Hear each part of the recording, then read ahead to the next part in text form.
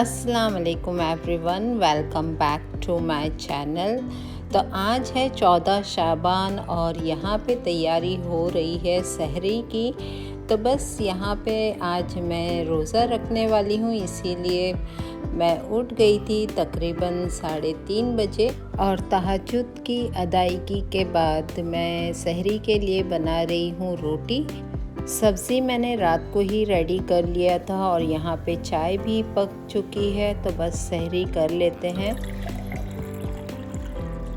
तो आप भी मुझे ज़रूर बताइएगा कि आपने रोज़ा किस तरह आपका रोज़ा गुज़रा है। तो यहाँ पे मैंने रात में बनाया था मेथी आलू की सब्ज़ी सहरी के लिए और मैं यही खा रही हूँ। और ज़्यादा नहीं खाया जाता है, लेकिन फिर भी कुछ खाना ज़रूरी होता है।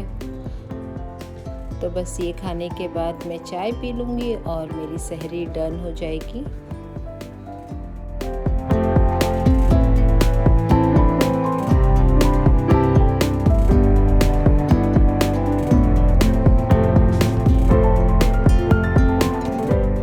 सहरी करने के बाद भी अभी काफ़ी वक्त था अज़ान के लिए, तो मैंने सोचा कि घर के कुछ काम निपटा लेती हूँ ताकि फिर बाद में मुझे आराम मिले। तो वही मैंने मशीन में कपड़े वगैरह लगा दिए और जो सूखे हुए कपड़े थे उसकी तह कर लिए हैं।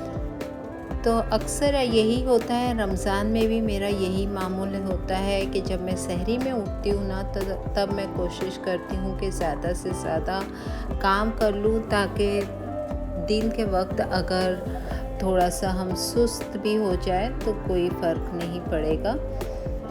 तो आज तो छुट्टी थी, तो ऐसे कोई प्रॉब्लम नहीं था, बस मैं चाह रही थी कि ये सारे काम निपट जाए तो आराम कर सकूँ मैं। तो बस यही काम करने के बाद मैं चली गई किचन में, और किचन में भी थोड़े बहुत बर्तन थे जो अभी मैंने सहरी की हुई थी, और रात की भी कुछ प्लेट्स वगैरह थी, तो बस वो धोकर मैंने किचन को क्लीन कर लिया। और तब तक हो गई थी फजर, और फिर फजर की नमाज़ पढ़ने के बाद मैं चली गई सोने।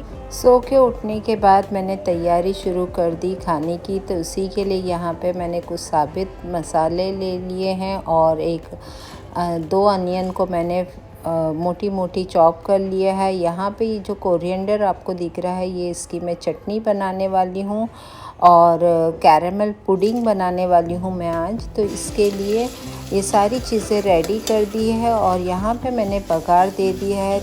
थोड़ा सा ऑयल गर्म करने के बाद मैंने डाला साबुत गरम मसाले, और उसमें मैंने प्याज को पीस के ग्राइंड करके डाला है। उसमें साथ में मैंने 2 ग्रीन चिली भी डाल दी थी।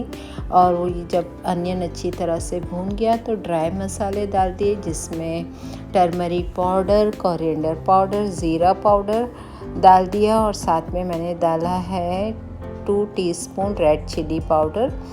अब मैंने इसमें डाल दिया है टमाटर थोड़ा सा सॉफ्ट हो जाएगा तो हम इसमें डाल देंगे सॉल्ट, और सॉल्ट के साथ में ही मैंने डाल दिया है 2 टेबल स्पून दही। और जब मसाला अच्छी तरह से भून जाए तो अब मैं इसमें डाल दूंगी मटन।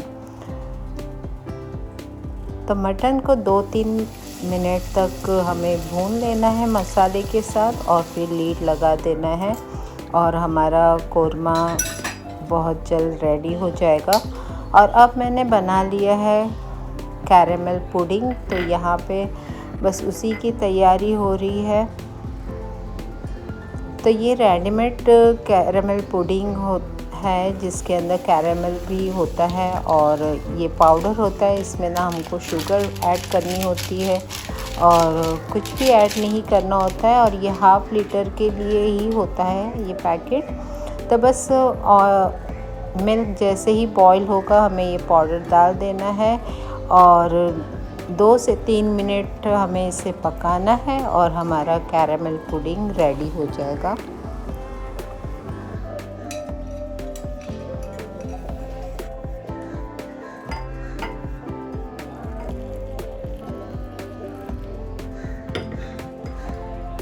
क्योंकि बहुत सारी तैयारी मैंने कल ही कर ली थी, तो आज का दिन बहुत सुकून से जा रहा था और बिल्कुल भी एहसास नहीं हो रहा था कि मैंने रोज़ा रखा हुआ है। मौसम भी बहुत ही अच्छा था, तो बस इसीलिए मैंने कुछ एक्स्ट्रा भी काम कर लिया है। अब ज़ोहर हो चुकी थी, ज़ोहर की अदायगी के बाद मैंने ये आटे वाला सदका जो हम देते हैं शब-ए बारात में, वो तैयार किया है। मैंने यहाँ पे गेहूं का आटा लिया है, उसमें मैंने डाल दिया है शक्कर और तिल।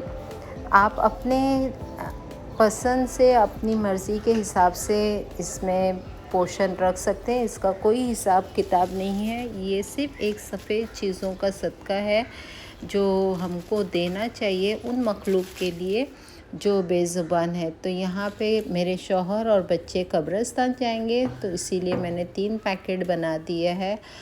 और अब बारी आती है हलवे की, जो मैंने कल बनाया था।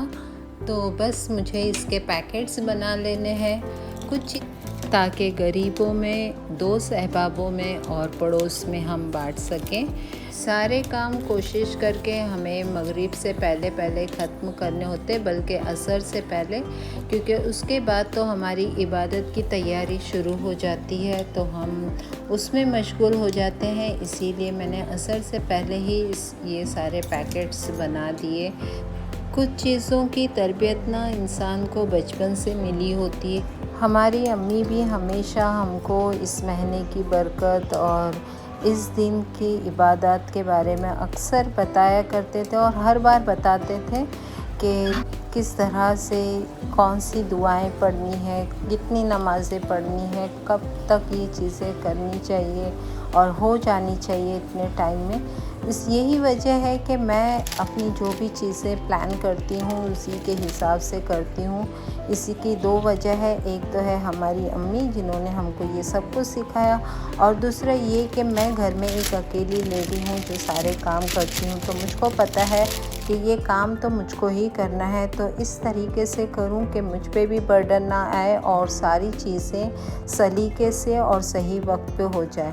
तो बस ये प्लेट वाली जो मिठाई है ना, वो मैंने घर के लिए रखी है, और ये बाकी सारे पैकेट्स मैंने बना लिए।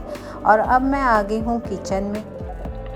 अफ्तार के लिए मैं बना रही हूँ चटनी सैंडविच, जिसके लिए चटनी बना रही हूँ मैं। यहाँ पे मैंने ले लिया है मगज़ के बीज, कोरिएंडर और गार्लिक और चिली, सॉल्ट। बस ये 4-5 चीज़ों से ही ये चटनी मैंने रेडी की थी और बहुत ही टेस्टी बनके तैयार। और ये है मेरी अफ्तारी की प्लेट, जिसमें मैंने लिया है अपना सैंडविच और साथ में वाटरमेलन, खजूर। और बस यही मेरी अफ्तारी थी, छोटी सी, क्योंकि मगरिब की नमाज़ पढ़नी है, और मगरिब के बाद जो हमारी 6 रकात नफिल नमाज़ें होती हैं, जो निफ़ शाबान की बहुत इम्पॉर्टेंट नमाज़ होती है, उसकी अदायगी लाज़मी करना होता है।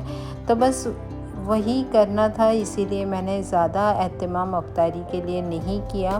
तो आज का मेरा व्लॉग भी यहीं पे ख़त्म होता है। आप सबको मेरी तरफ़ से शब-ए बारात बहुत बहुत मुबारक। दुआ में मुझे भी याद रखना। व्लॉग पसंद आया है तो लाइक, शेयर और सब्सक्राइब ज़रूर कर दीजिए। तो फिर मिलूँगी नेक्स्ट व्लॉग में, तब तक के लिए अल्लाह हाफ़िज़।